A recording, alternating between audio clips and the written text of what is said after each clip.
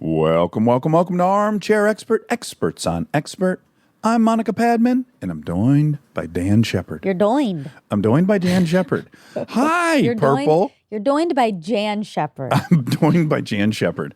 We have, I've been saying this about him. Tell me if you think it's too much. Okay. I would say that Daniel Kahneman is the Sigmund Freud of our generation. I think he's the most impactful psychologist of the last 100 years. I think it's accurate. That's not too much, right? I mean, I don't want to associate Freud because a lot of Freud's ideas are now proven to be not true. Right, but still, you have to still honor his significance to the field of psychology. In his significance, yes. Yeah.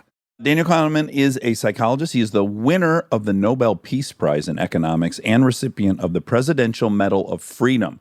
He had a hugely successful book called Thinking Fast and Slow. And he has a new book called Noise, A Flaw in Human Judgment.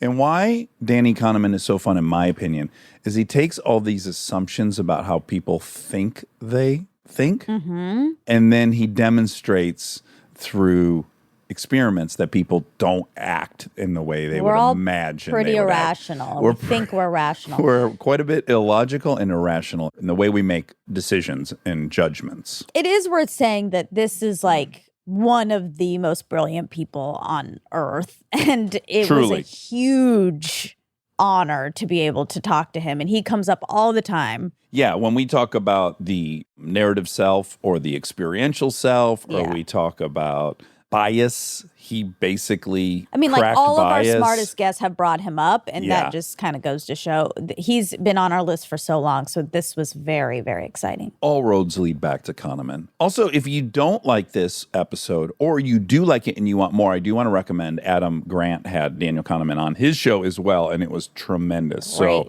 you could listen to more Daniel Kahneman on Work Life, Adam Grant's great podcast. So please enjoy Daniel Kahneman. We get support from Quince.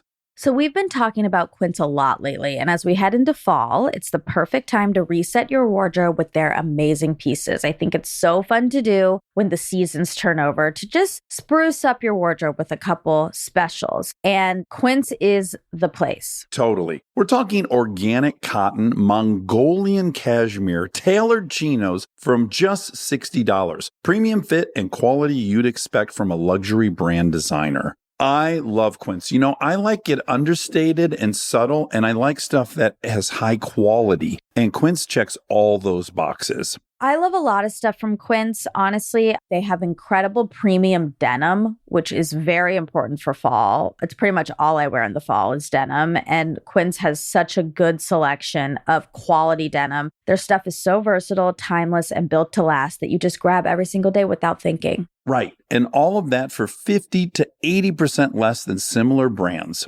They go direct to ethical factories, cut out the middlemen, so you get all that quality without overpaying for it. We love that. And they do way more than clothes. They have bedding, cookware, bath essentials, travel must-haves, same deal, and great quality. Upgrade your everyday. Download the Quince app for app-exclusive offers or go to quince.com/dax. Get free shipping on your order and 365-day returns. Now available in Canada and the UK too. That's QUINCE.com/dax. We get support from Apple Gift Card. Back to school is here, and for many, that means some big life transitions. Whether they are heading into a new grade or setting up a dorm for the first time, you want to give them something that actually supports their growth and success. Apple Gift Card is a versatile solution because it takes the guesswork out of gifting. It's not just about a new pair of AirPods for focus. It's about giving them the invaluable chance to choose the digital tools and subscriptions that suit their unique journey. They can use it for productivity apps on the App Store, movie nights on Apple TV, or extra iCloud storage for all those new memories. With Apple Gift Card, it's so empowering to give the students their freedom to allocate their own resources. Celebrate their new academic chapter. Visit applegiftcard.apple.com to celebrate their milestones and gift one today. He's an armchair expert. He's an armchair expert. He's an armchair expert. I just want to start by saying we could not be more excited to be interviewing you. We've not had a guest that more previous guests have talked about than you, period. Absolutely. Our favorite people are just obsessed with you. Let's go through the list. Sam Harris. Adam Grant, Yuval Harari, Angela Duckworth. These people, every time I bring up something, they go, oh yeah, that's Kahneman's. You're just trying to rip off Daniel Kahneman. So we're just so thrilled, really, really, from the bottom of our heart, so grateful you're joining us. Well, it's a pleasure. Where are we talking to you at? Where are you currently? I'm in New York. And do you have to be at Princeton? No, I'm retired. I'm long retired. You're long retired. But you're still busy. You're still writing books. Yeah, I'm still busy, but I'm long retired.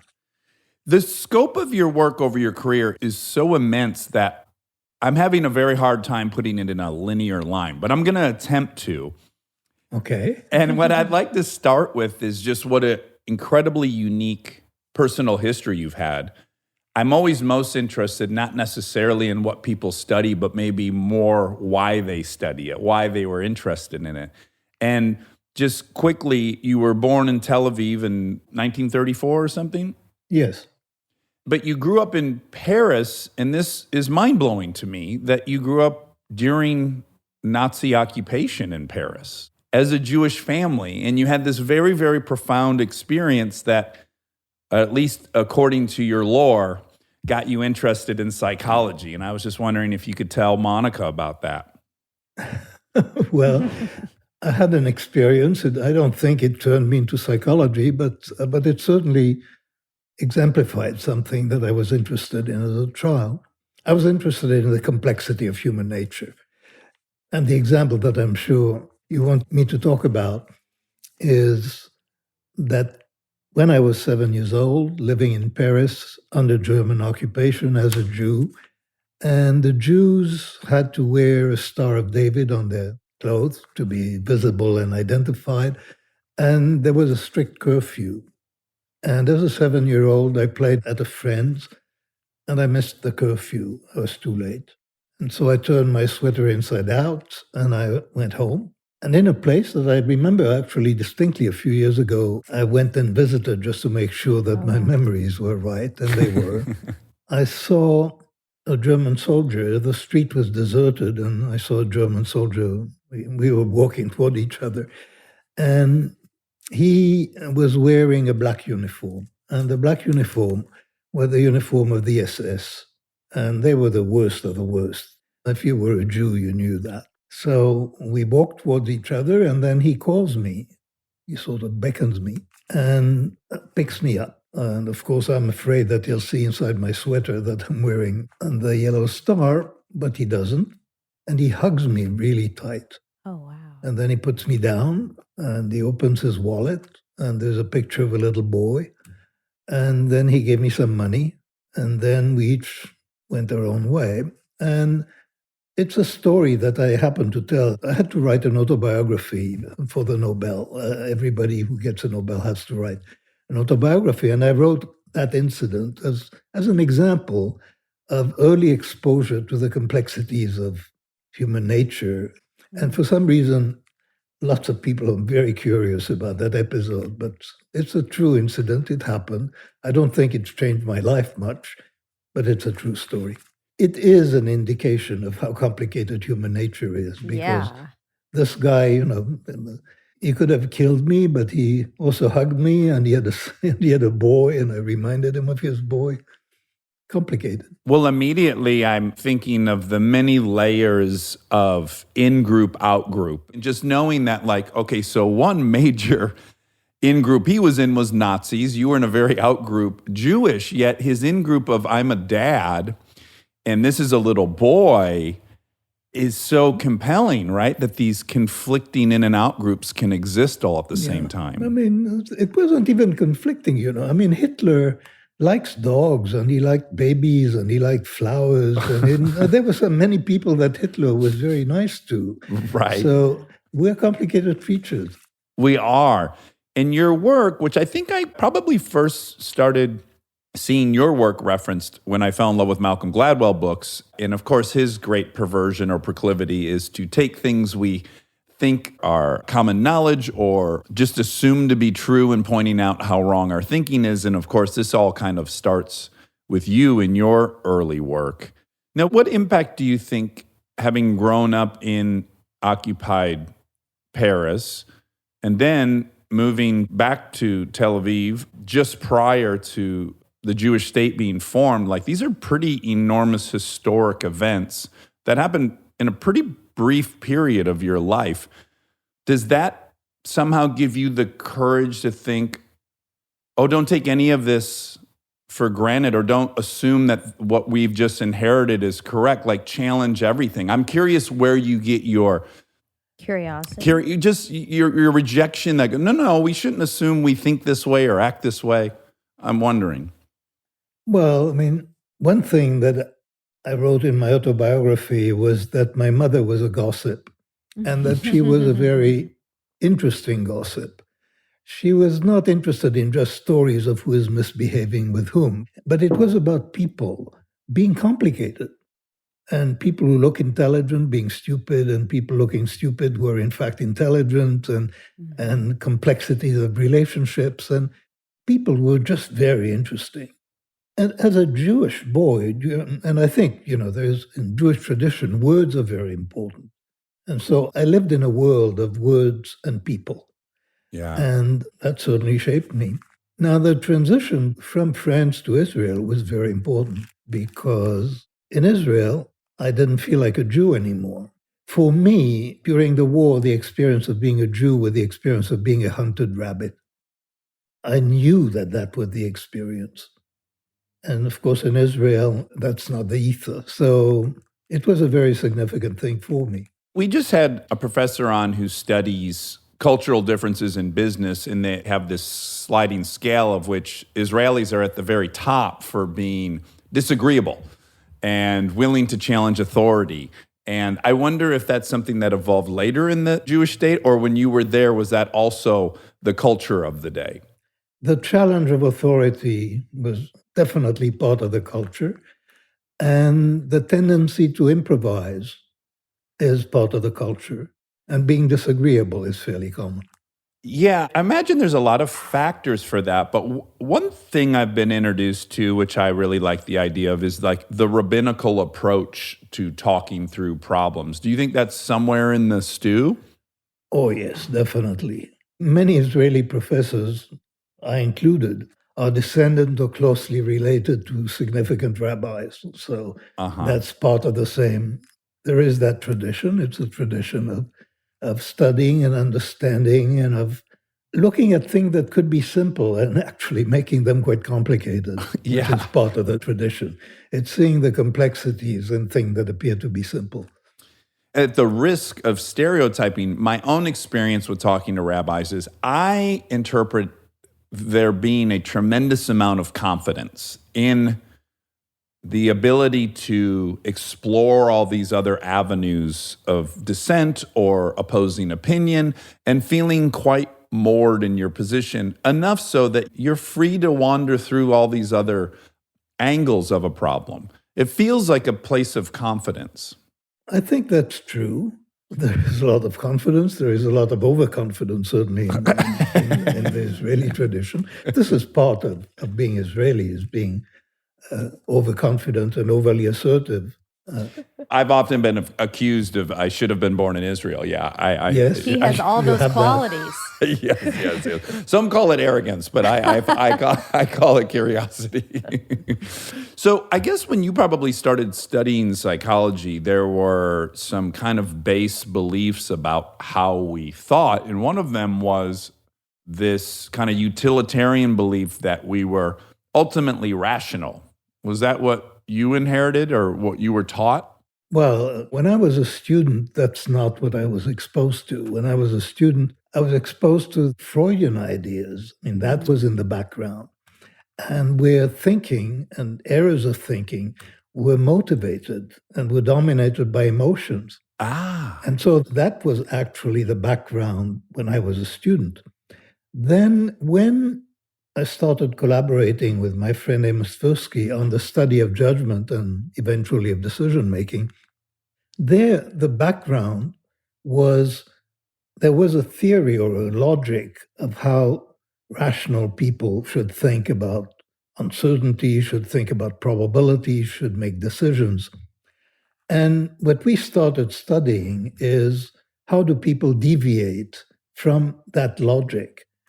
And this is just a logic of how to, statistics is a logic, and Yeah. decision theory is a logic. And in economics was based on the idea that people follow that logic, that people are rational agent. So that gives you a hypothesis that is easily proven false. And, it's a very large target, and you can't miss in some ways because people are not like that.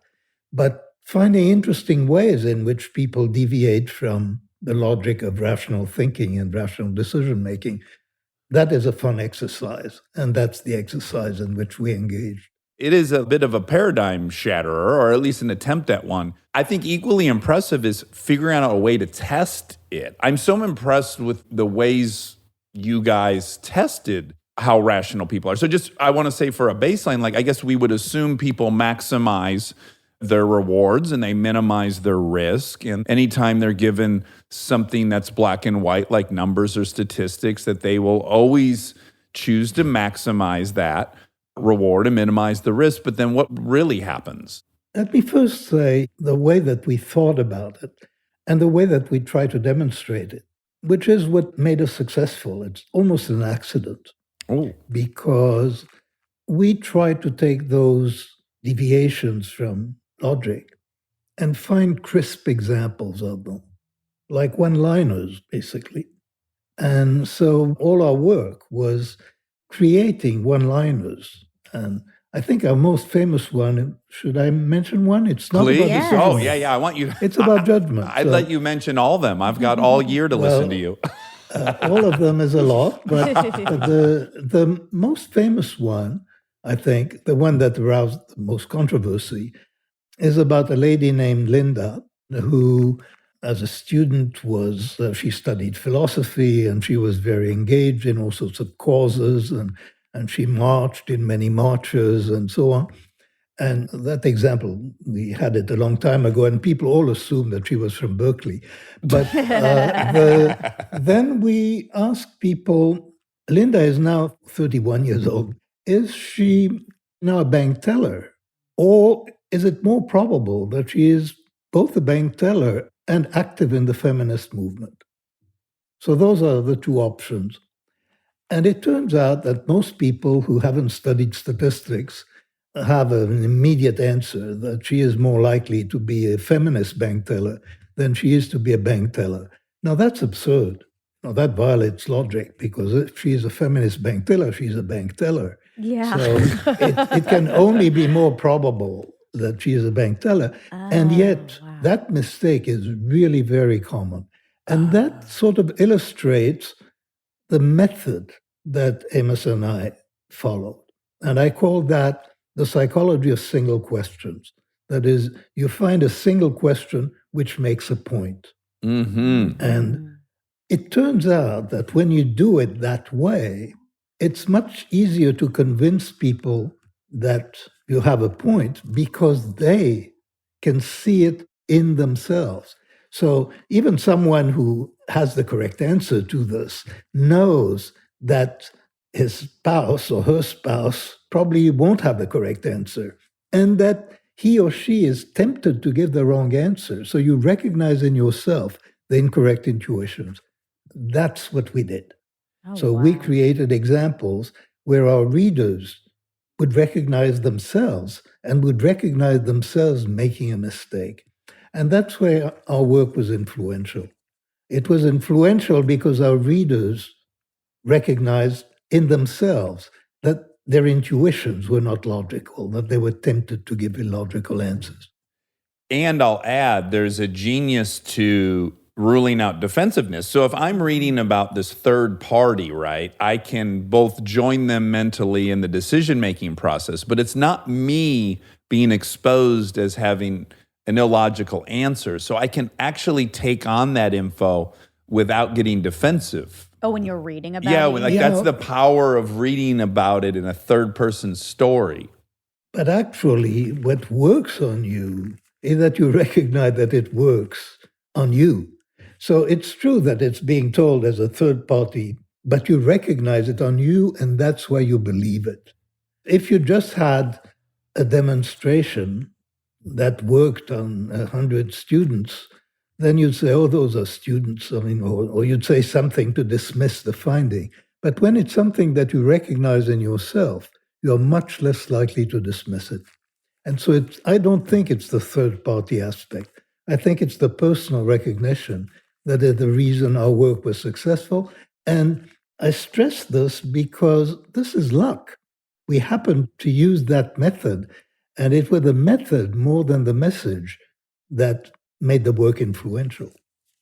Yeah, I think we all think we're really rational. Like we just believe that about ourselves. So That's right. when it's so easy to say, oh, they're irrational, when you're caught in this thought experiment, like I just was, I 100% was like, yeah, the feminist bank teller, of course. And I think I'm really rational. But yeah, so you have to almost get caught yourself as opposed to being able to point the finger. Yeah. I feel like that's happening so much right now with the vaccine versus COVID, like all the numbers and all the statistics around it.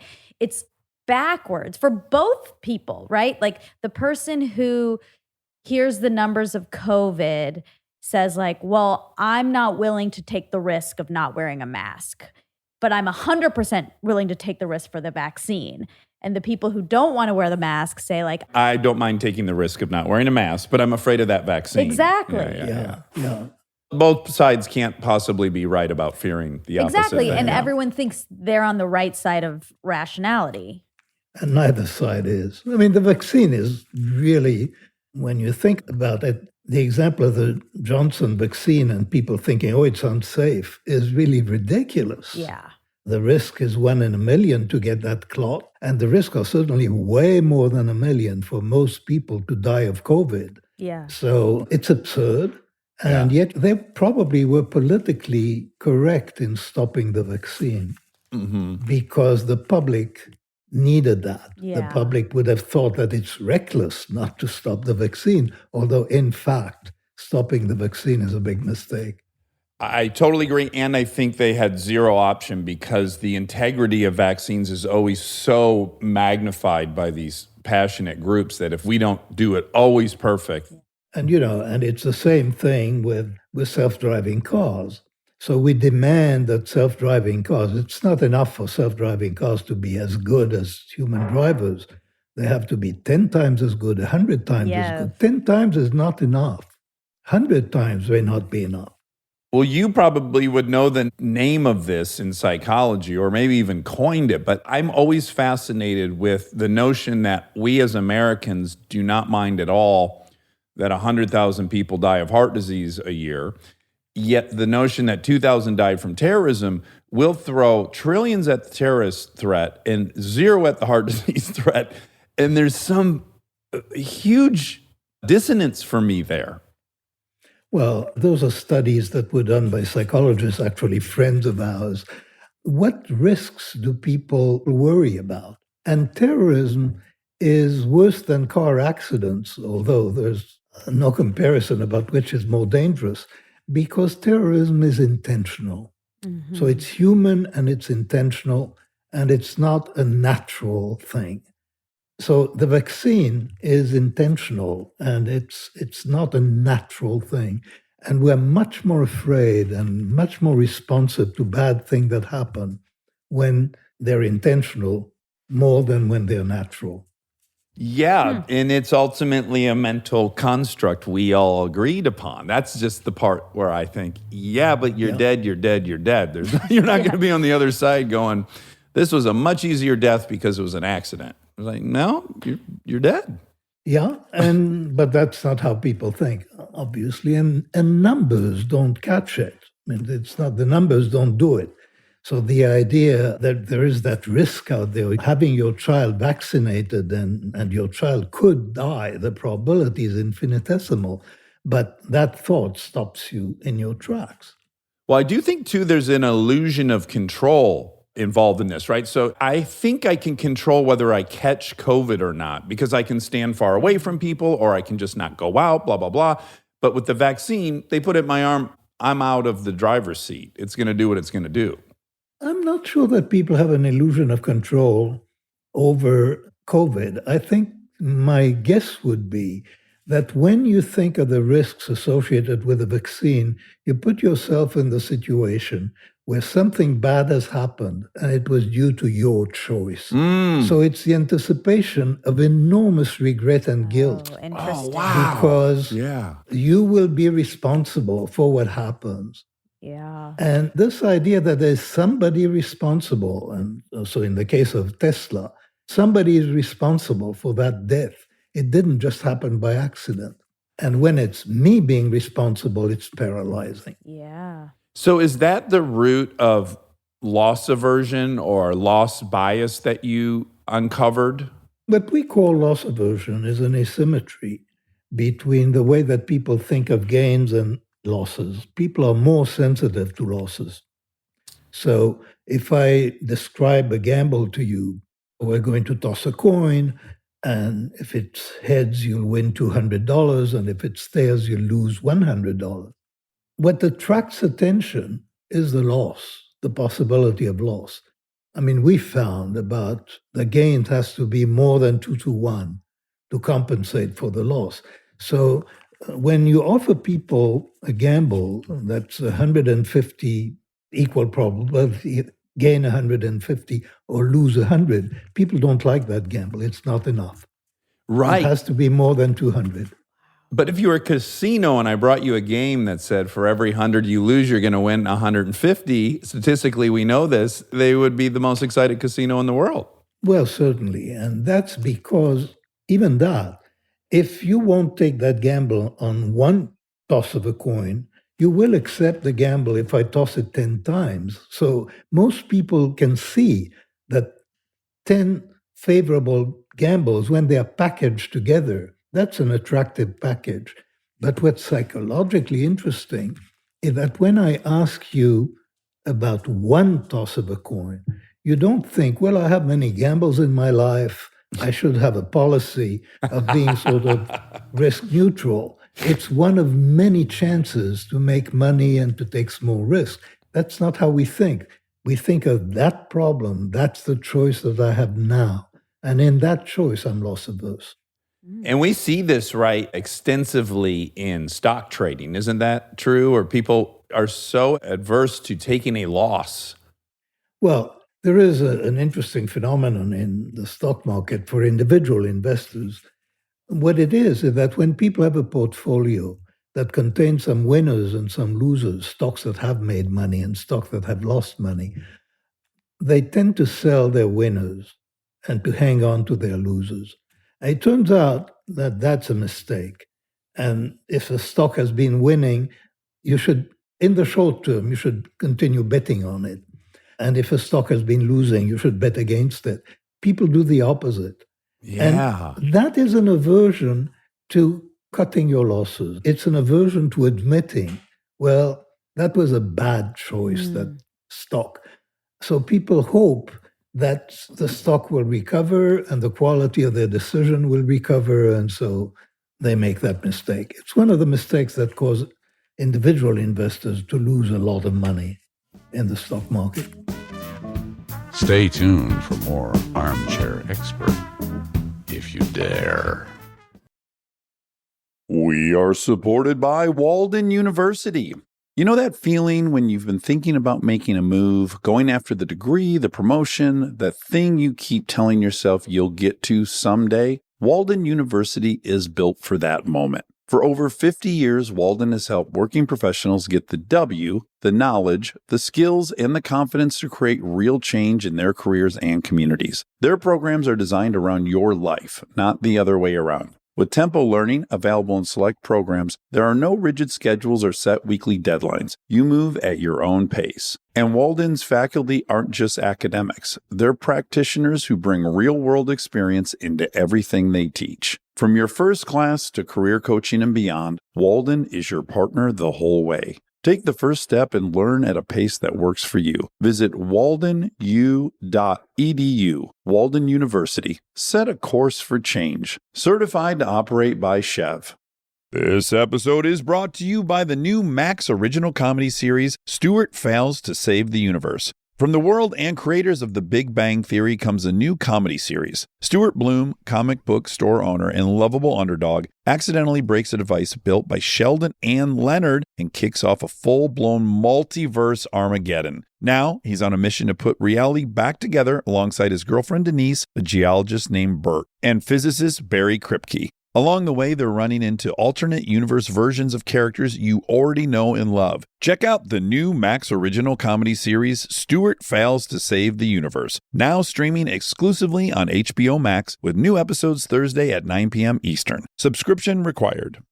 This episode is brought to you by SoFi, the all-in-one finance app where you can bank, borrow, and invest all in one place. Let's talk bank accounts for a second. The average bank savings rate is 0.39% in interest. You're earning pennies on your savings, but it does not have to be that way. With SoFi high-yield checking and savings, the money barely making moves sitting in your savings account can earn over 8 times the national average savings rate with eligible direct deposit. No account or overdraft fees, which feels rare these days. You can get your paycheck up to 2 days early, perfect for getting ahead of a bill or grabbing what you need right when you need it.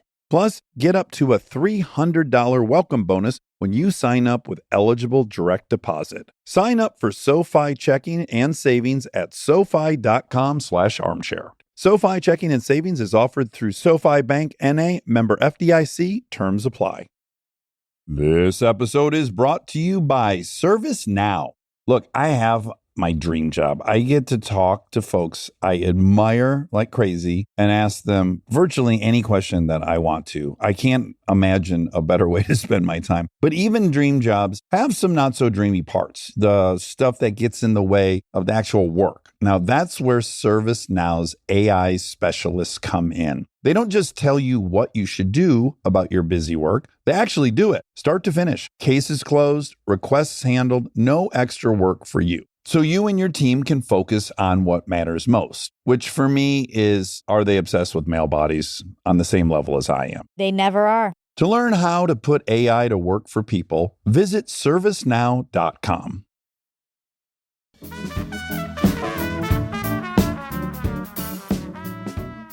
Okay, now another concept of yours that has changed my life truly, and I became aware of it through reading Yuval Harari's books, and it was this distinction between the experiential self and the narrative self, which I find just to be mind-blowing that someone could realize that. I don't know how this was discovered, but when it's explained to me, I recognize immediately how relevant it is in my hourly existence. Oh, I want this thing. Well, I'd like it now, but tonight I'm going to hate that I did that. I mean, that's the racket in my head all day long. So you started studying happiness, and how much in your study of it did it inform you, or how much did you come into with these notions? Well, I can tell you the story of how that idea came up. Please. And it came up in conversations with Amos Tversky. I invented a puzzle, and so I can tell you that puzzle. So you have a disease, and they're treating you, and you are getting one injection in the butt a day, and you're not adapting to it. So every day, it's just as painful as the day before and the day after. And now I ask you, how much money would you pay, say, if you have a course of 20 such injections, to reduce the number from 20 injections to 10? And how much would you pay if you had 12 injections to reduce it from 12 to 2? And people say very different numbers. I mean, it was obvious. We didn't even run the experiment. It's so obvious. You'll pay more to reduce from 12 to 2 than from 20 to 10. And yet that's absurd, because I told you that every day is just as bad as every other. So you're saving 10 injections, 10 painful injections in both stories. And yet, that's not how decisions are made. So that was a distinction between what I later called experienced utility and decision utility. So the utility of that choice, that option of having 20 injections or 10 injections or 12 or 2, when you consider it ahead of time, that's decision utility. Those are the weights that you put on it. And when you experience it, it's different. So clearly, when you experience it in the example that I gave, it's just linear. It increases. Any injection is just as bad as any other. So the start was experience and decision are separable. And the decision that we make don't maximize our experience. And that led me to ask, oh, okay, so if we're studying experience, can people predict ahead of time how their experience will change, how they will adapt to things? So we did studying the ability of people to predict future experiences. So we ran an experiment where we gave people the same helping of ice cream, and they also listened to a bit of music while having that helping of ice cream, same ice cream every day for a week, every day at the same hour. And we asked people ahead of time, what do you think will happen to you? What will it be like on the 7th day? And people had no idea. So some people become addicted to that, and some people really are tired of it. But the people don't know in advance which group they will belong to. So that was, people can't predict their experience. So that led us to ask, well, can people remember their experience? Oh, boy. Yeah. So we gave them experiences, and we measured how pleasant or unpleasant every second of the experience was. And then we asked them, well, how was the total experience that you had? How bad was it in total? And there we made discoveries in that how people evaluated an episode absolutely did not correspond to what actually happened. And was it consistently, did they remember it worse or did they remember it better, or it varied greatly? No, it's not that simple. Okay. It turns out that if you have a medical procedure, for example, and so we studied colonoscopies. It's a medical procedure for adults. Today, nobody even knows what a colonoscopy is because they put you to sleep. But that was like 40 years ago, and they didn't put you to sleep. It was a very painful procedure. So we had people undergoing that procedure. And every 60 seconds, we asked them, how much pain are you experiencing now? And so you get a profile of pain. I'm so sorry. I have to interrupt you. It just hit me a visual of you sitting next to some man getting a colonoscopy. Like, you're just telling it as it is, but you were next to... I didn't do it. Okay, someone... It was done in a hospital. I had a colleague on Redelmeyer. But somebody sat with a clipboard and said, how you doing now, Mr. Smith? Every 60 seconds. Still terrible. Thanks for asking. So somebody was actually recording that profile.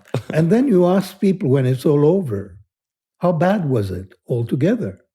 And it turns out that how bad it was depends on the worst moment of pain and the last moment of pain. And do they average those two numbers? And they average those two numbers, but the duration of the colonoscopy doesn't matter.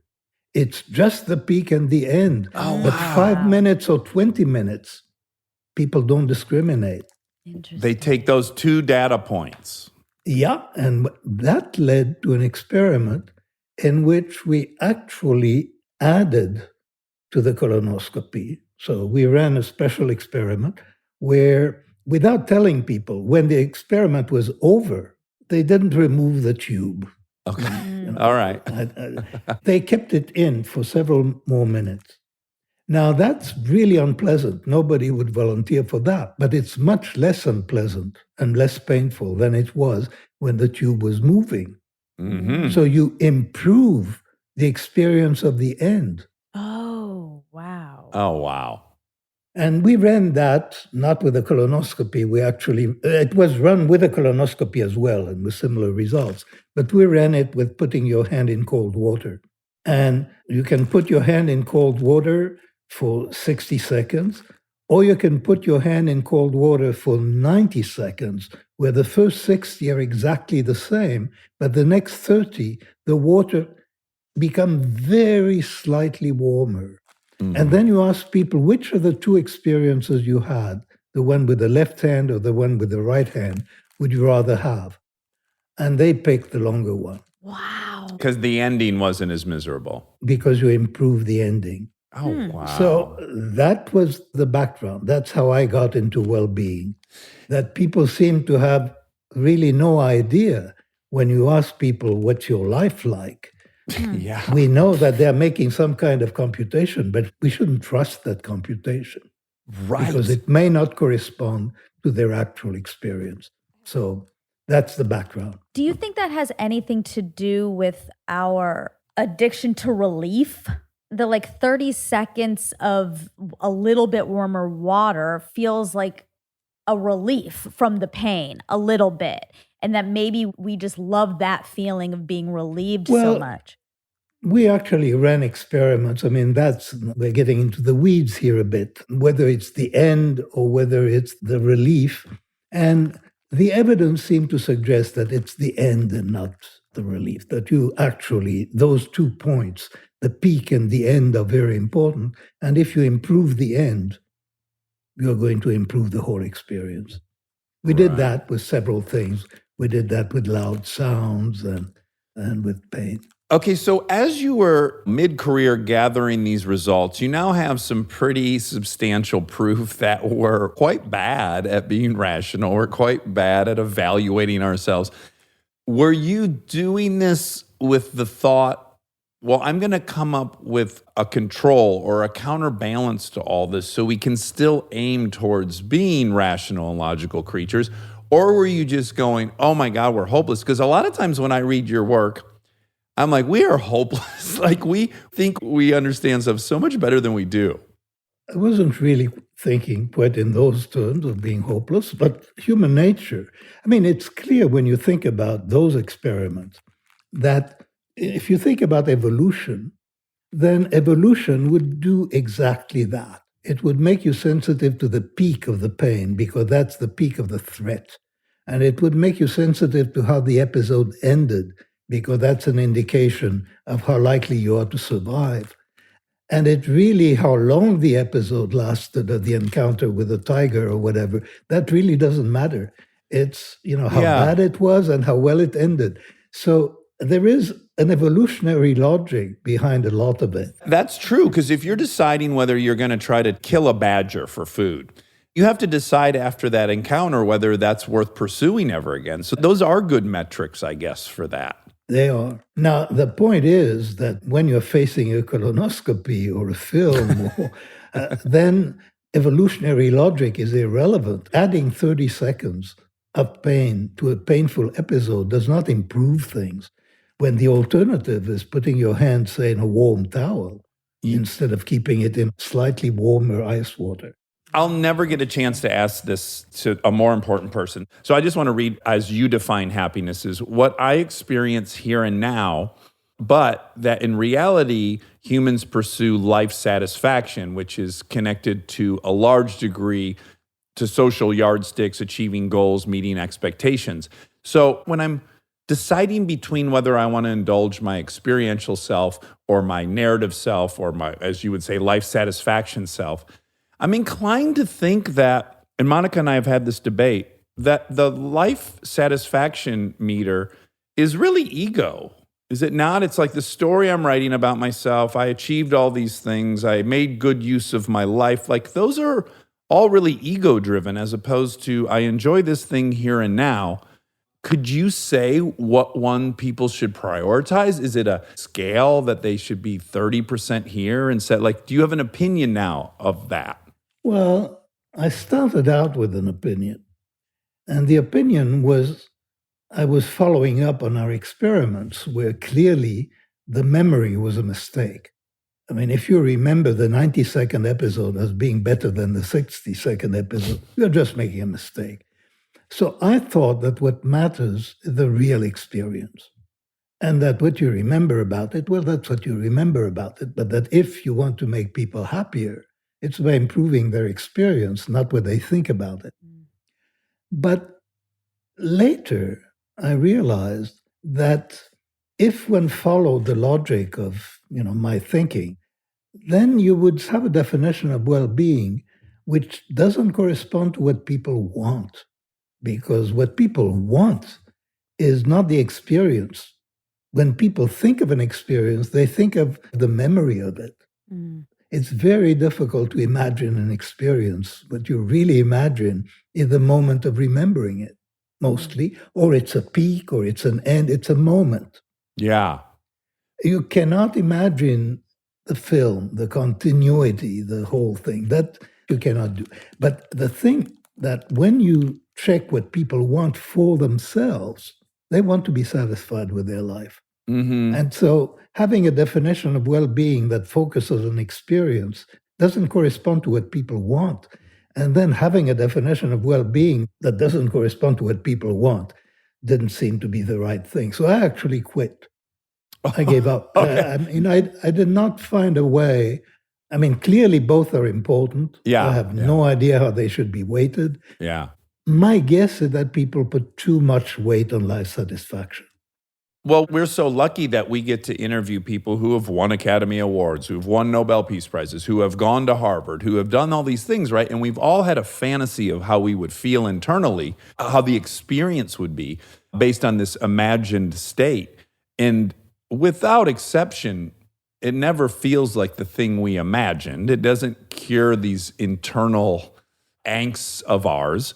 But yet the process seems to be worthy and great and worth pursuing. But the achievement, the yardstick, the result seems to disappoint for most people. I think that if people expect their emotional experience to be changed radically by an achievement, then they will be disappointed.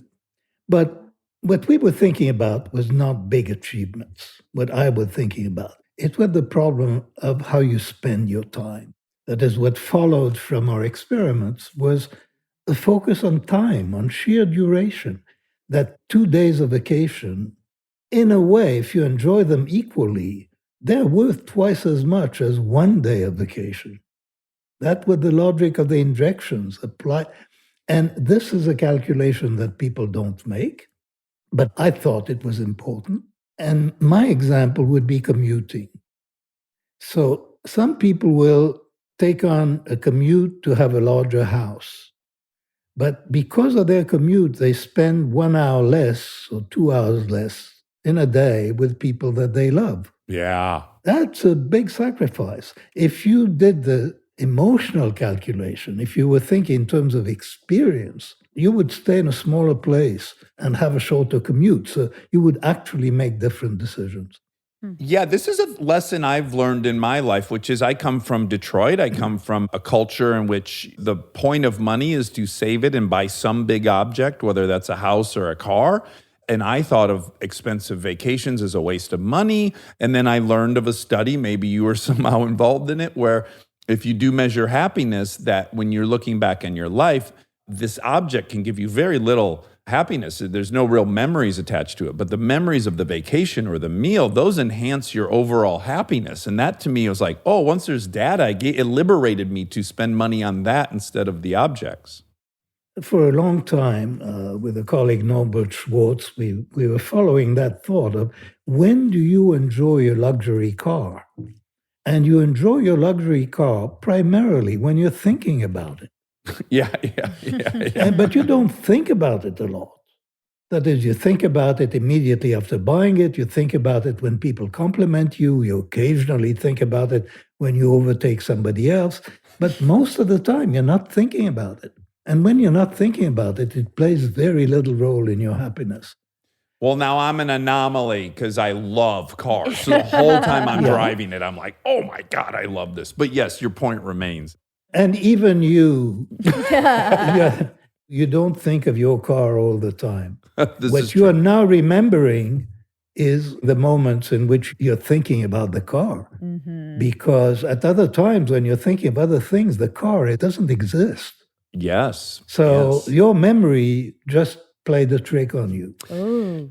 And they're replaceable, right? Like my trip to Disney World at 8 years old is irreplaceable. But you could switch out any number of cars in my memory of a great car, and they're interchangeable. But you know, now you're talking of your memory of Disney. And it's true that when people go to Disney, in many cases, it's not to have the experience, it's to have the photograph.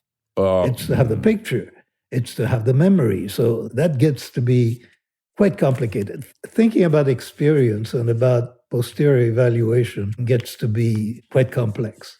The car, so you enjoy it when you get it, you enjoy it when you're in it. Operating it. But the rest of the time, you're actually thinking about the next luxury car you want or the next car you want to give you that same initial satisfaction. So it's not even the original car that's propelling the excitement. Yeah. Yeah. This led me to a phrase that is actually a phrase I'm proud of, a sentence I'm proud of, which is that nothing in life is as important as you think it is when you're thinking about it. That is, when you're thinking about something, you exaggerate its importance.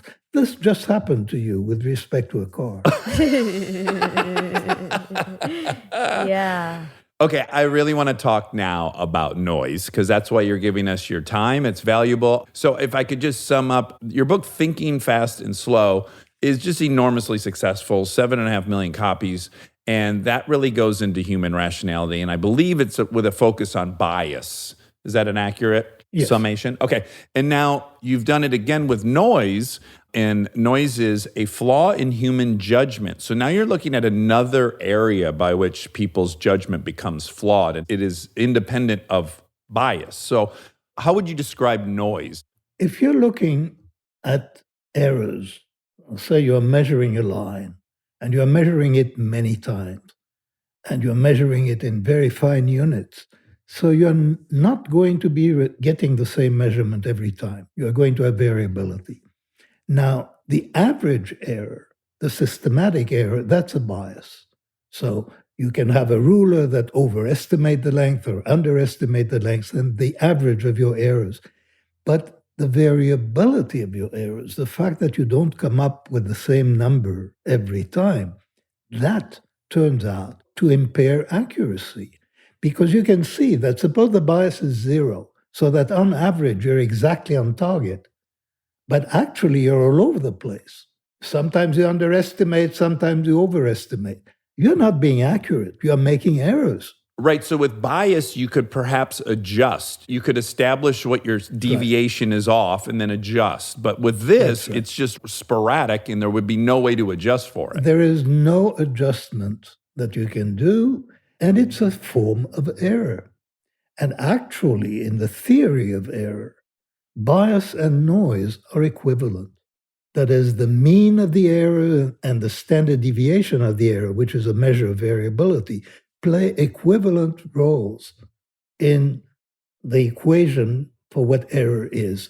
That is used by all scientists and by all statisticians. There is a famous formula, and in that formula, bias and noise play the same role. And that's remarkable because in our thinking about human judgment, we think almost exclusively in terms of biases, and noise doesn't figure.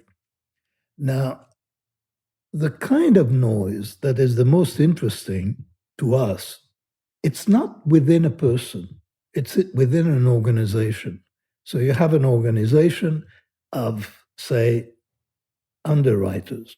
And you would want your underwriters, all of them, when given the same problem, to come up with the same number. You would want all your federal judges, when exposed to the same case, to assign the same sentence. You would want physicians in the emergency room to reach the same decision. You would want patent officers to be the same.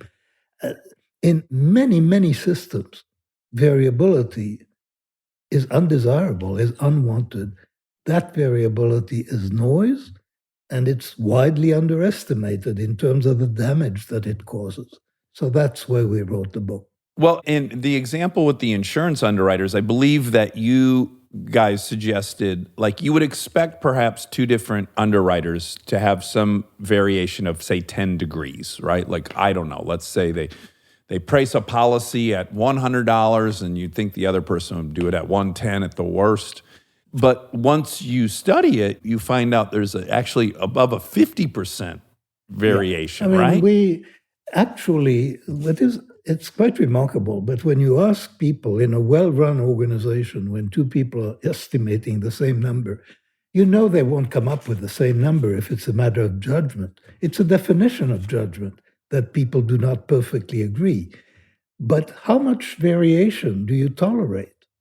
And people come up with that number almost universally. It's actually quite remarkable. 10% is what people think difference between judges that is tolerable. And 50% is more realistic. So 50% is qualitatively different. There's just a lot more noise than people expect. Was what you're calling noise is actually that variation, or are you talking specifically about distractions? It is unwanted variability in judgments or decisions about the same thing. So when you have judgments that in principle should be identical and they vary, that variability is what we call noise. Okay. And even if you've like controlled for bias and everything else, it's still just that. It doesn't matter. And that's the striking thing, that reducing noise is always good if your aim is accuracy. Then you can improve your accuracy equivalently by reducing the variability of judgments or by increasing the average error. And this is really non-intuitive, but it's a mathematical fact. Wow. So I have to imagine that these industries and the government, they pay a big price for this, that they've just been ignoring it? Yes. In the insurance company, they were unaware that they had that problem. So we studied an insurance company I was doing. That's where the project began. I was consulting with the insurance company, and we decided to run that experiment. That is to take 50 underwriters and show them the same cases and see by how much they differ. And they differed by about 55% for underwriters. Other claims adjusters were 42% or something. And the organization was completely unaware that it had that problem. That's what made it interesting. It's the unawareness. How does an organization solve that problem? Because it just seems like individual differences or uniqueness or perspective. I know you have a concept, decision hygiene. How does that function? Like, let's take the insurance company. What would they do about this? Well, let me first explain where the term decision hygiene comes from. Please. A bias is like a disease. And how do you deal with a particular disease? Well, you have a vaccine or you have medication, but they're specific. The vaccine is against COVID. It's not against shingles. Right. So it's specific. When you wash your hands, that's completely different. You are killing germs, but you have no idea which germs you're killing. And furthermore, you will never know, because if you're successful, you just won't get the disease. So hygiene and medication or vaccination are really different. And they're different in a way that correspond to the concepts of bias and noise. That is, when you're reducing variability, steps that you would take that would reduce variability, we call them hygiene. Now, many of these steps reduce biases as well, but they're conceived of as steps that are more likely to get people to uniform conclusions. Well, one suggestion I read that you proposed is kind of controlling for the groupthink aspect, right? Getting everyone's opinion independently before anyone's talked about anything, and then attempting maybe to aggregate that. Is that part of it?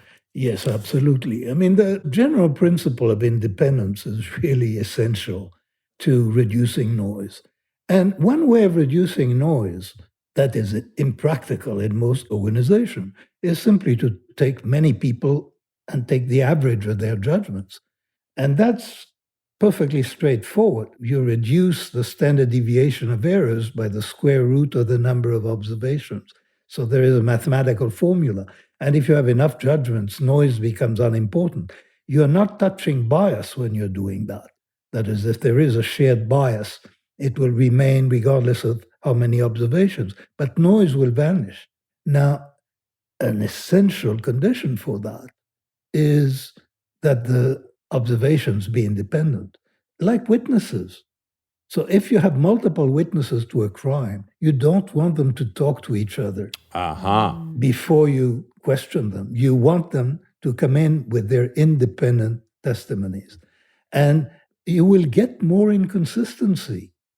And that's good. That is, you want to have the noise that actually exists. You don't want to hide from it. You want to see it and you want to reduce it. So that's the approach. And so how would they do that, say, in the judicial process? Like a judge, how would they aggregate judgments? I don't think that judges could aggregate judgment, but they do. They have panels, but it's not a practical thing for organizations. For example, it would be good to have 4 patent offices independently judging every applications, but that would increase the budget by a factor of 4. You can't have it. Yeah. So you need to do other things. In the case of judges, they try to have guidelines that would restrict actually their range of sentences that they could impose. Judges hated that, by the way. Judges prefer to be noisy rather than to be told what to do. And they feel that that serves justice, which is interesting. Stay tuned for more Armchair Expert, if you dare. With the Venture X business card from Capital One, you earn unlimited double miles on every purchase. Plus, big purchasing power means you can spend more and earn more. The Capital One Venture X business card. What's in your wallet? Terms apply. See CapitalOne.com for details. Living your best life means being extra where it counts and skipping the extra where you don't need it. Like in your cleaning products. That's where Seventh Generation comes in. Their bio-based cleaning power delivers a powerful clean with nothing extra in the bottle. Need a dish soap that cuts through the tough grease? A detergent that tackles the worst stains and odors? Seventh Generation handles it all without any dyes or artificial fragrances. Real clean doesn't have to come with a long list of add-ons. Upgrade to a powerful clean without anything extra. Look for Seventh Generation dish soap and laundry detergent wherever you shop for your cleaning products.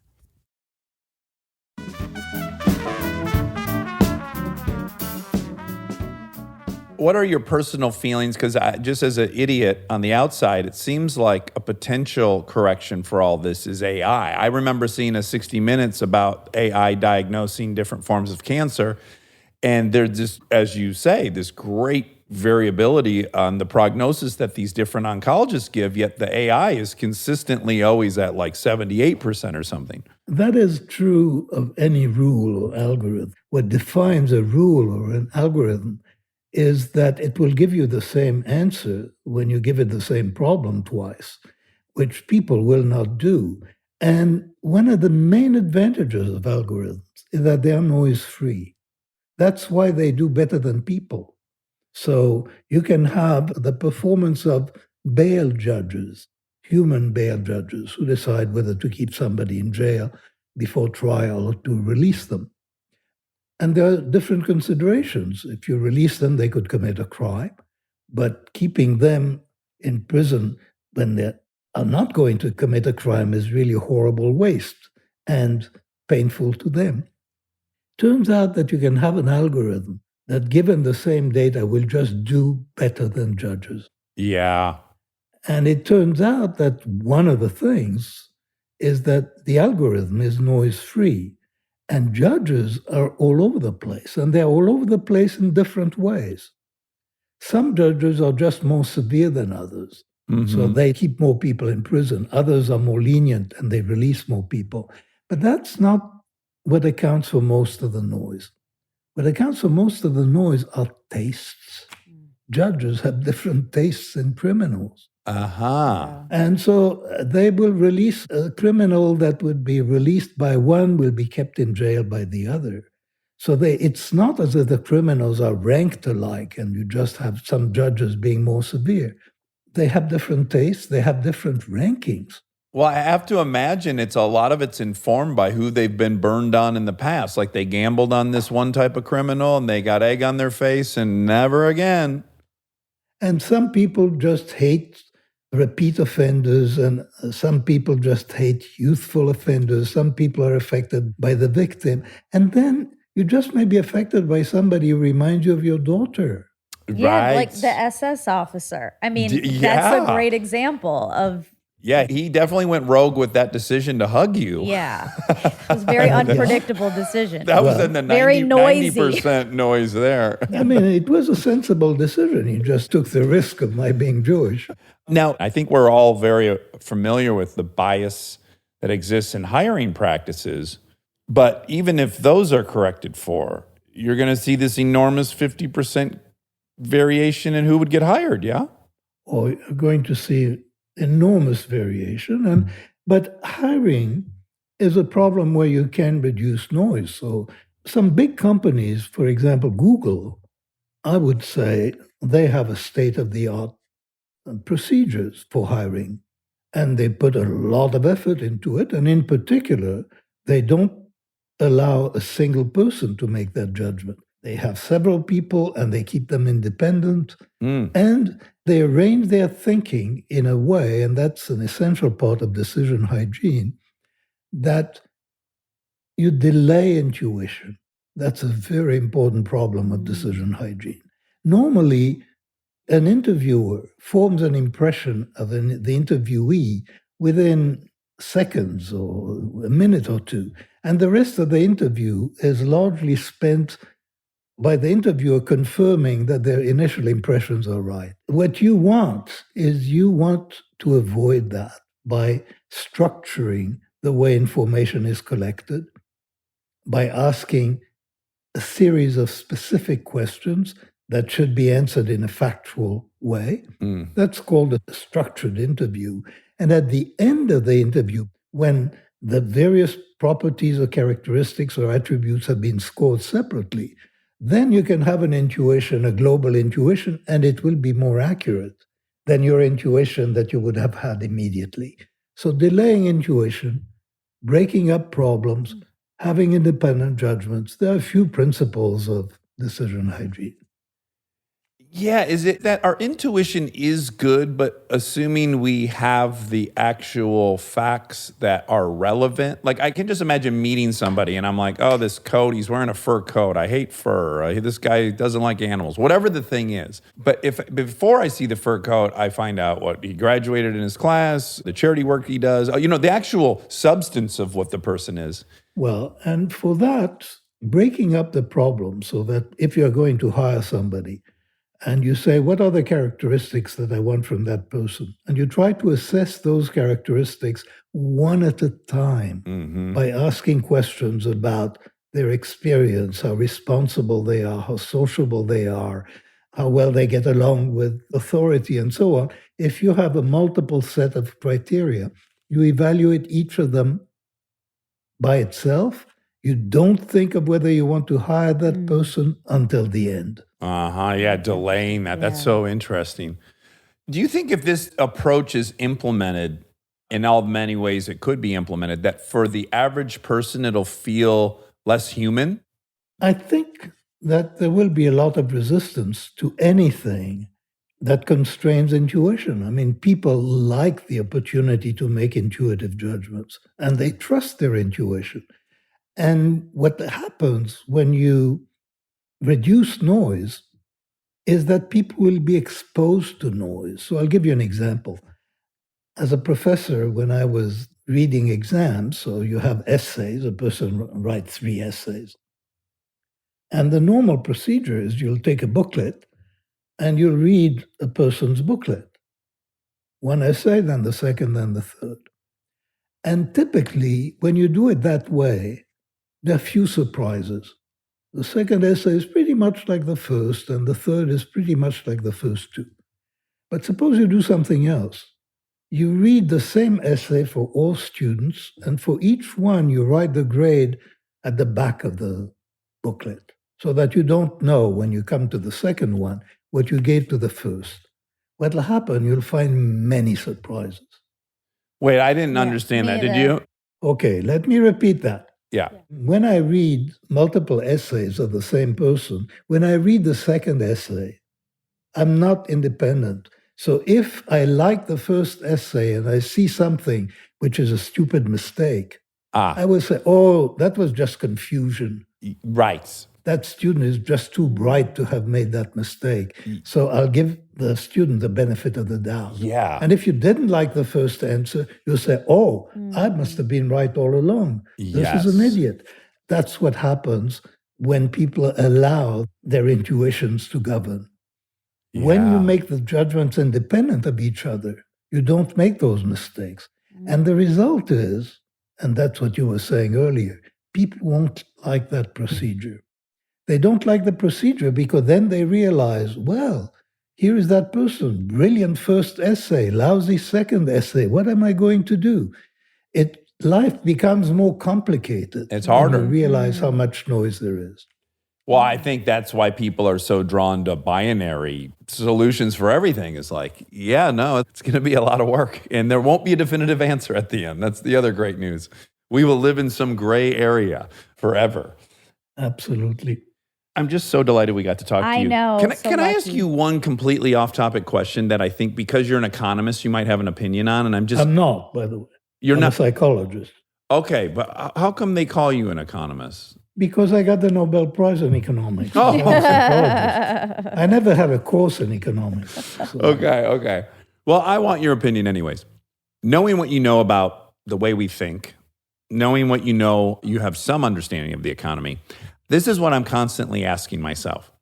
As the stock market just goes up indefinitely, the rational side of me says, well, this has to be tethered to earnings and production and blah, blah, blah. Yet there's another side of my brain that says, no, money's a story, and it is whatever story we want to tell. So if we all believe it is infinite and abundant, can it self-perpetuate on our belief in the story, or does it need to be anchored to real things? I feel like we're at a moment in our history where that decision's unfolding. What do you think about that? Well, I mean, when you're in the stock market, the value of stocks, there is that objective value, the earnings of the company. But what really determines the value of the stock in the market is what other people think it is. So when you are buying a stock, you are actually betting on what other people will think that stock is worth in the future. And that's what people do mostly. Now, ultimately, I think values are tethered to reality. So ultimately, there are corrections. But so it's not that you can have a self-perpetuating story forever, because there are alternatives. There are alternative ways to invest money. The stocks are not alone. It's not only a story about stocks. And ultimately, reality will have its turn, I suppose.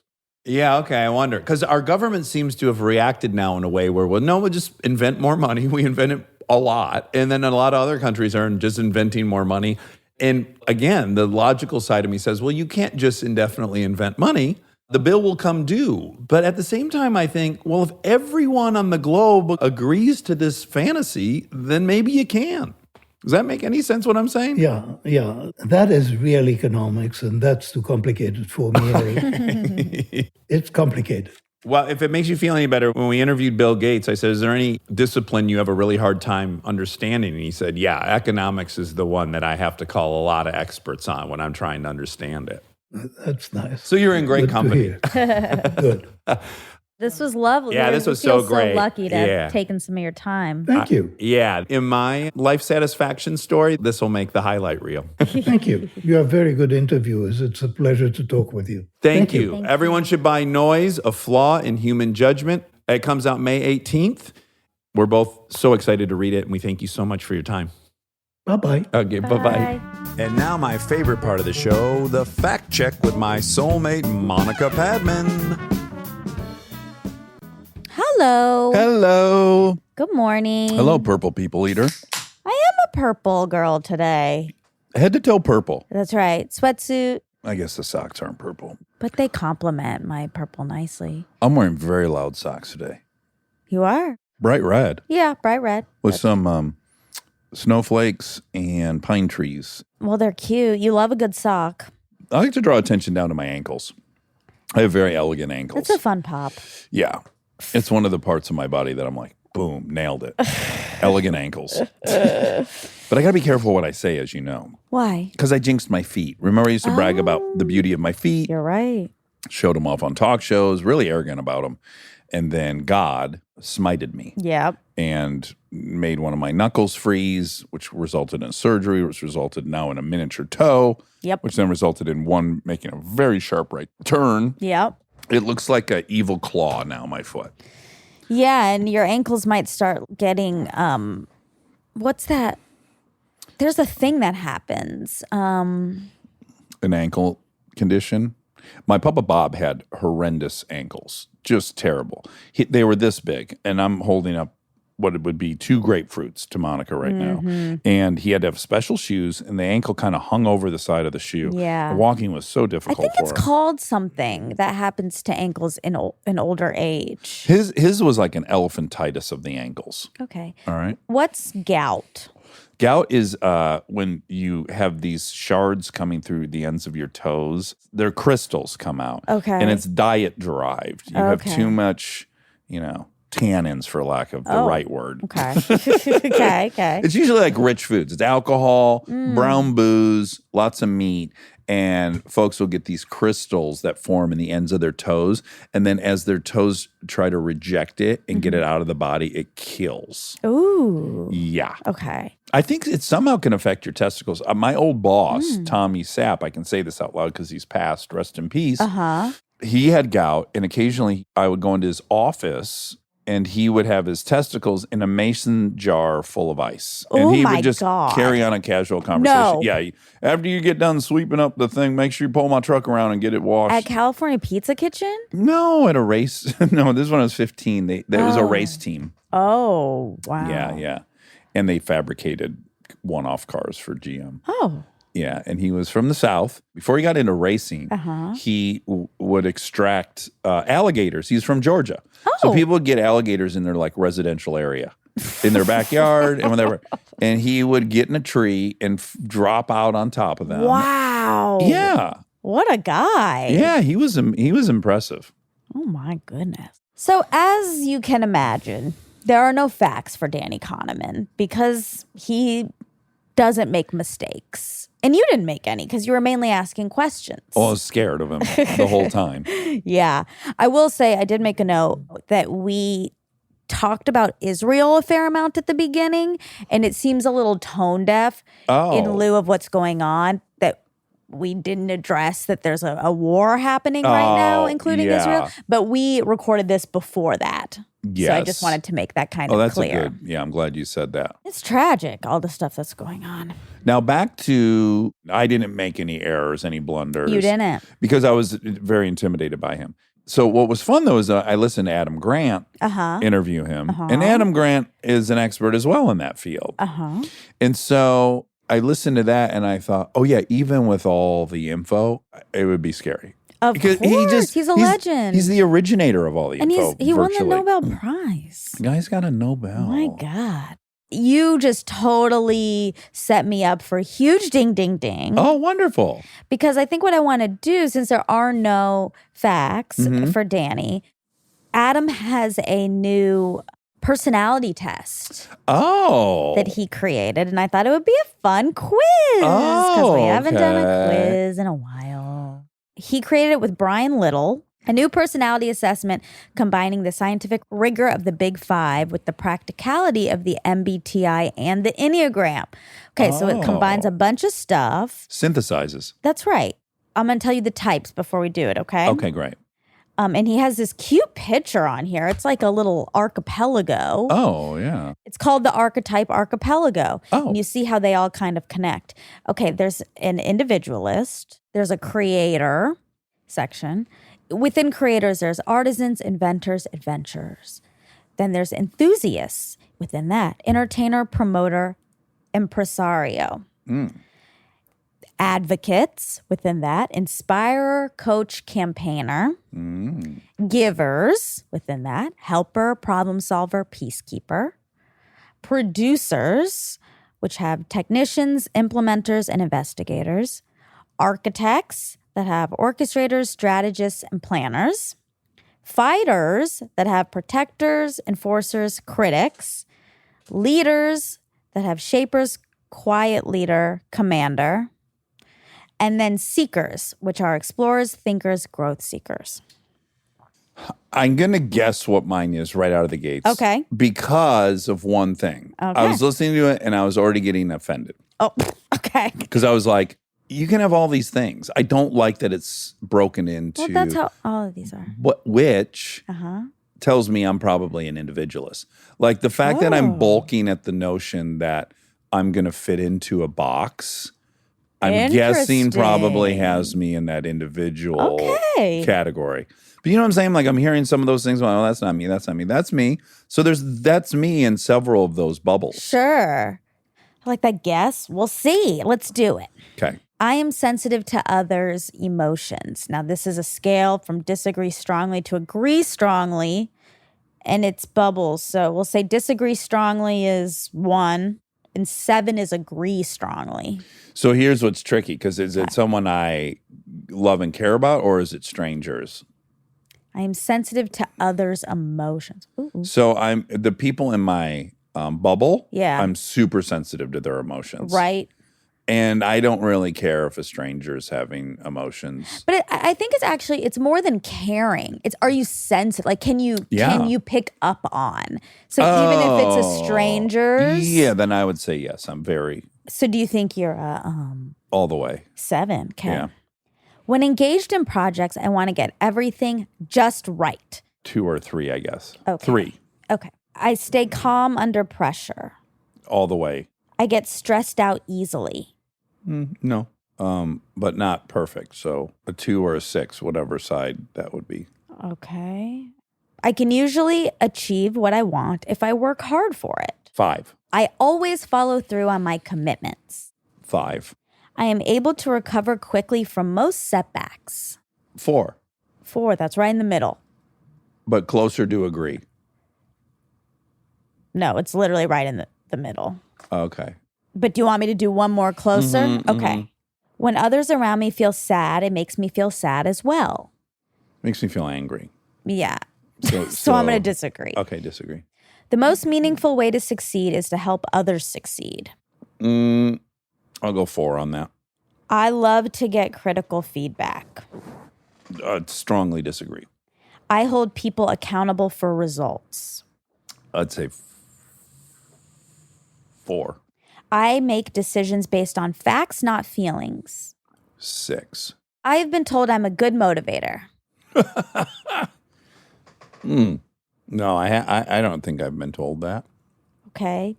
That's this very specific sentence. It is. Yeah, you're a great motivator. I'd give myself a 2 on that. Okay. I excel at identifying opportunities. 7. Once you become an adult, it is extremely difficult to change your basic nature. Boy, this is tricky because, like, is that my opinion or have I experienced? I have I think changed it's your my. opinion. I do think it's really, really hard. I've done it, I think. Yeah. So I guess I would give that a 6. Okay. I like to be told what to do. Oh my God. 0 or 1. I'm likely to show off if I get the chance. Oh, yeah. It's 7. People describe me as an inspiring leader. Well, they describe me as a leader sometimes, but not inspiring. So 4? I think a lot of people describe you as inspiring. But this is for you to. I know. That's a hard one for me to think about objectively. I guess 5. Okay. I don't hesitate to assume leadership in groups. 7. I adapt easily to new situations. No. Terribly. I seek adventure. Oh, 7. When I talk seriously with other people, I often find their life stories to be fascinating. 7. I am highly organized in my work. 4. I am highly systematic in my work. 2. I would I would probably make a good actor.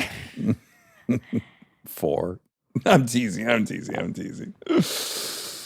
is interesting though, because Like, are your qualities ones that would make you a good actor? Like, you are a good actor. Now we know, but you have to kind of think of it as like, if you weren't, are your qualities ones that you think would lead? I think anyone who managed an addiction for a decade has to consider themselves a good actor if they largely got away with it. Okay. You know? Like if none of my teachers or my friends were concerned about me, True. that's probably some good acting. True. Okay, so you want me to do 7. 7. Okay. I am ready and willing to tell people what they did wrong. Ooh, I do not like telling people what they did wrong. I'd say a 4. I'll do it when it has to be done, but I hate doing it. Others seek me out for advice on personal problems. Yes. 6. I am easily discouraged. No. 2. I tend to avoid interpersonal conflict. 2. I want to find out how good I really can be at my work. 4. I occasionally hold back my opinions. Oh, very occasionally. How do I answer that one, Monica? Like, I definitely I know. choose to not give my opinion sometimes, Rarely. but very rarely. Yeah. Yeah. There has to be threat of emotional damage on the table. So probably So disagree? Yeah. Okay. Okay. I get angry easily, I disagree.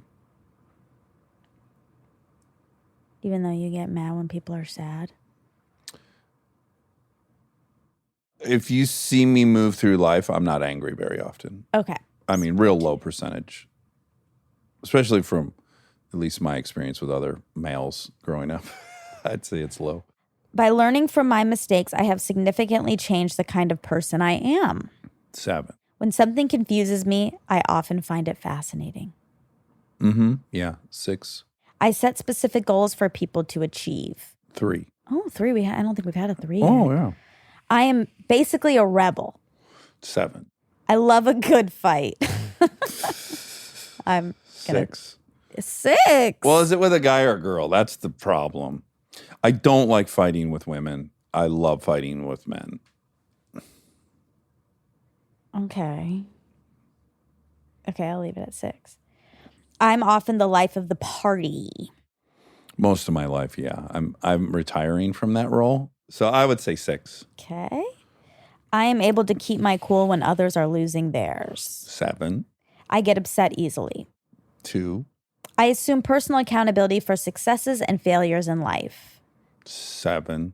A core value for me is creating something new. 5. 6. 6. Okay. Yeah, I'm trying to be unique and original and all that crap.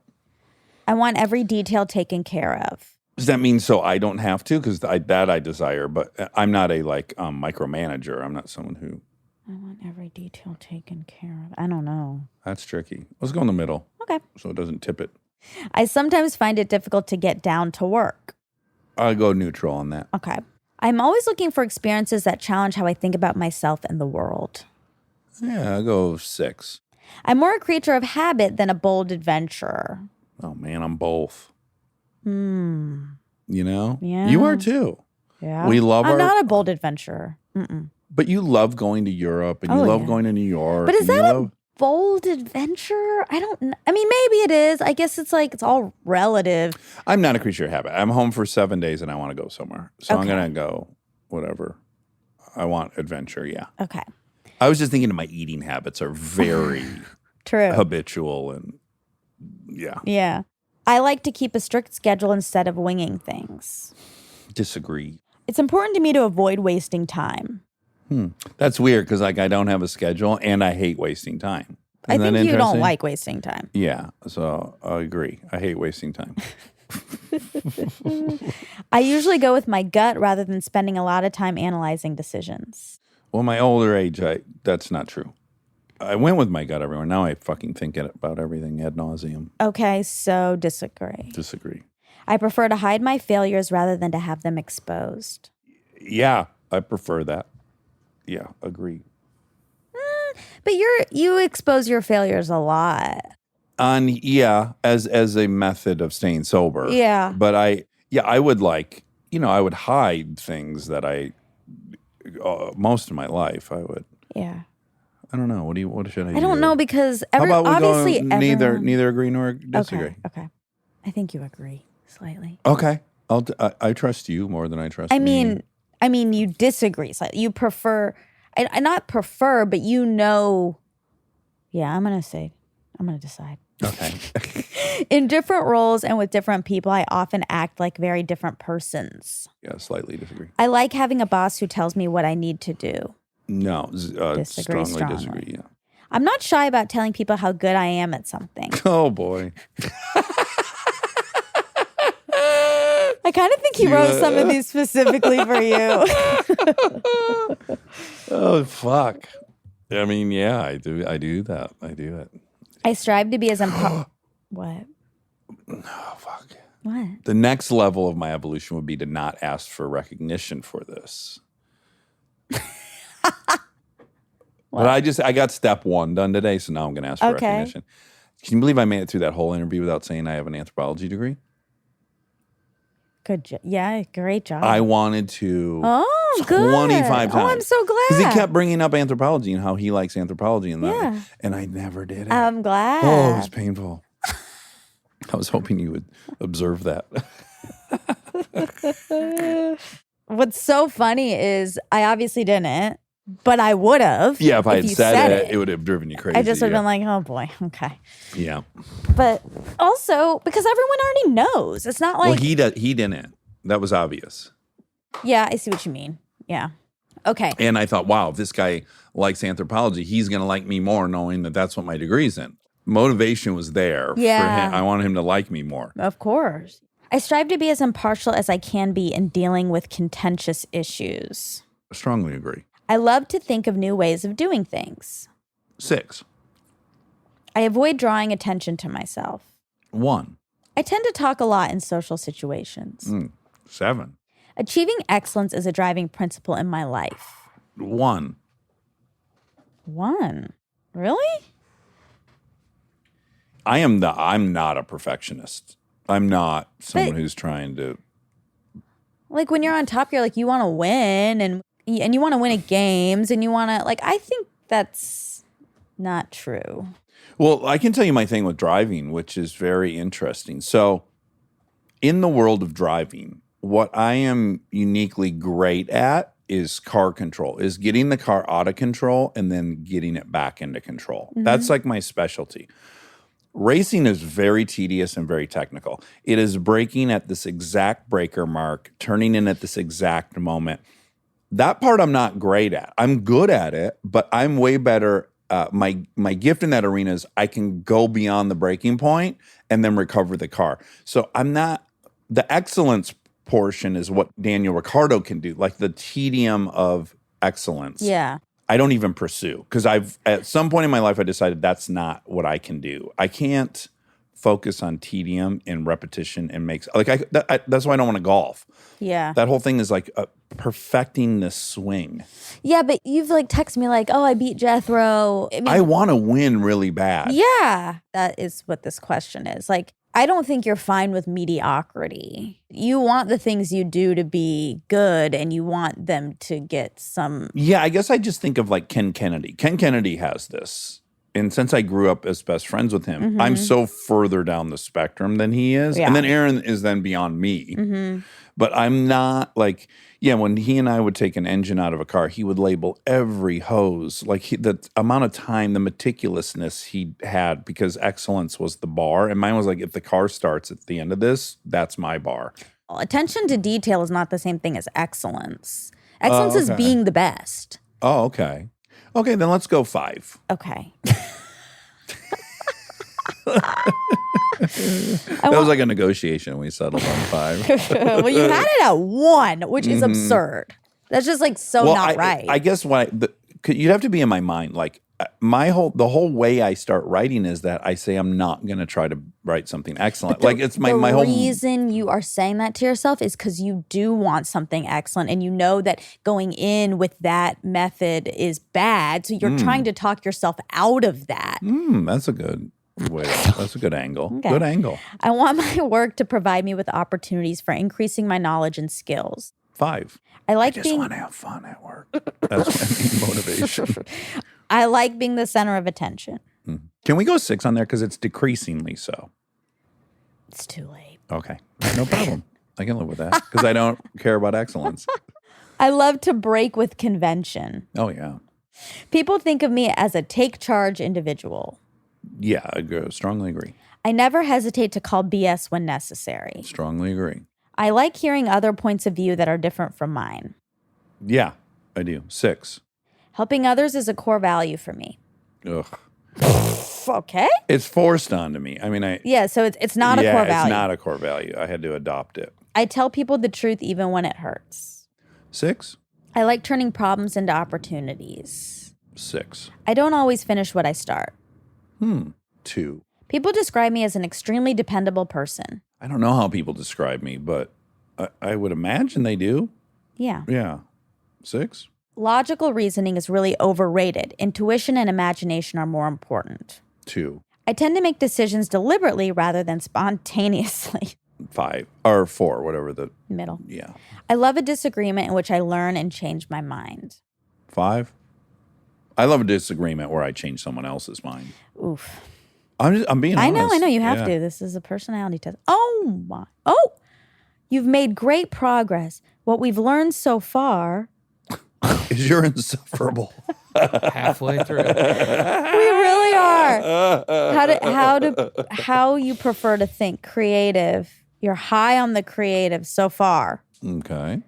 Medium on deliberative, and low on detailed and reliable. Yeah. Oh my God, this is interesting. Oh, how you engage with others. High, extroverted. High, tough. You love that. Low, nurturing. How you apply yourself. High, composed. Low, flexible. Yeah. High, impossible. determined. When interacting with others, you have an outgoing nature and originality that can help you stand apart from the crowd. You're likely to state your thoughts candidly and directly. You may be less sensitive to and aware of others' needs or feelings, even despite your intent at times. When solving problems, you may be fascinated when solutions aren't obvious. You are comfortable exploring new ways of doing things. You can balance exploring new possibilities with the need to take decisive action. When planning, you may favor stability and consistency, though may lean on others to provide the planning and structure to enable it at times. You can have a strong desire to push things through that may compensate for less organization and orderliness at times. You tend to be less caught up in operational details associated with the creating and executing plans. It's kind of what you said about the Ken Kennedy. Okay, continuing answering questions. That probably means halfway. No, it's at 29%. Okay. Should we do a part 2 later? yeah, okay. And 3. Yeah, we'll do this in parts. Okay, so now we are at the 1/3 point, Yeah. and we'll resume next time. Yeah. We'll get a real detailed conclusion about. So far, I think that was pretty accurate. Mostly. Yeah. But I'm excited to know your final, what you are. Do you think a personality test is just navel gazing? Like, why do you need to find out what box you fit in? Yeah. I mean, are you just you? You know what I'm saying? Does it seem a little egomaniacal or self-centered? Well, anytime you're thinking about yourself, it could be thought of that way. I mean, I think it's interesting to know your strengths and weaknesses. Yeah. And know that there are some general we all come in and out of all these categories, I think, obviously. But there are people who are a lot like you and people who aren't, and people who you are probably better off connecting with and people you aren't. Yeah. You're better more compatible with. Yeah, better pairing. Yeah. But I guess I'm imagining someone taking that. Like, here's what seems like a paradox about it. Like, I'm aware of my character defects and my shortcomings. I know I suck at a lot of things. And I feel like if people were taking this test to discover what they were bad at, it would have required them to admit they were bad at it to begin with. So they already know it. I don't know. Or someone probably is like, oh, I bet people say I'm a very inspiring leader. And they're just out to lunch. Well, People I guess don't you're say that hoping about. that people are thinking critically about the questions. But You know what I'm saying? It's a little bit of a catch-22, because if you're aware enough of your hiccups, then you're aware of them. And if you're not, you're answering like, I strongly agree people think I'm an inspirational leader, but you're not. And no one's saying that about you. Yeah. That's the catch-22 of it, a little bit, to me. Yeah. You don't see that? I do. Oh, okay. I don't know. I don't know what to say. I think they're interesting. Oh, yeah, yeah. I was just having a kind of a global thought about them. Like, I guess what I've experienced in the Enneagram feedback, and Kristen got really into it on this show she's doing. Everyone was talking about it. People will say, like, I'm a blank, and they declare it with this excitement that they've figured out what they are. Yeah. You know, the cynic in me is like, and now what? Like, oh, okay, you're a 13 or you're a 1. What does this mean? How are you going to alter your life based on this information? What is its purpose to have given yourself this label? I question those things because I'm cynical by nature. Yeah, and like maybe there doesn't have to be a purpose. Maybe it's just for amusement. Is it amusement?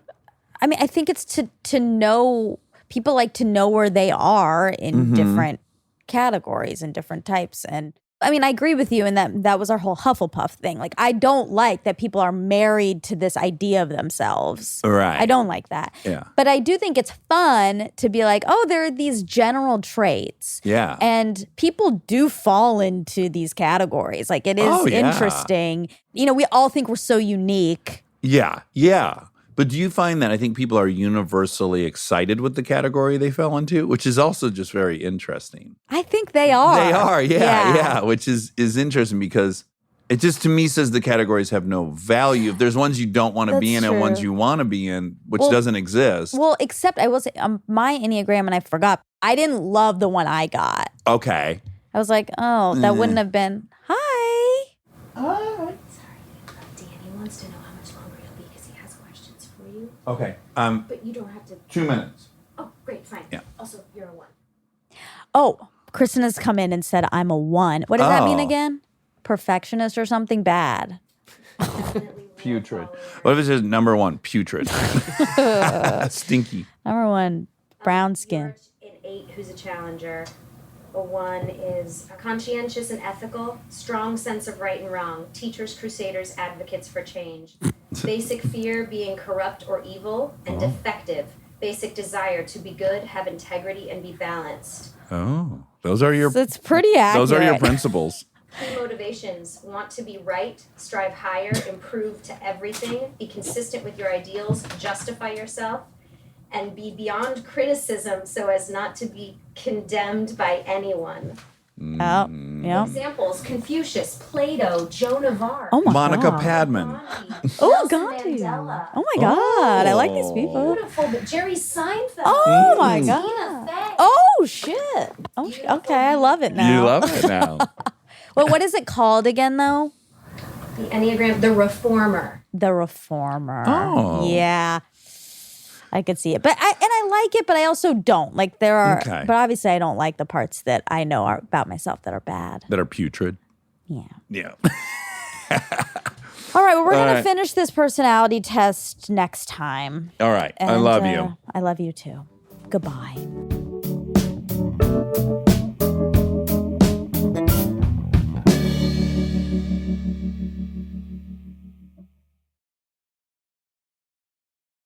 We are supported by Allstate.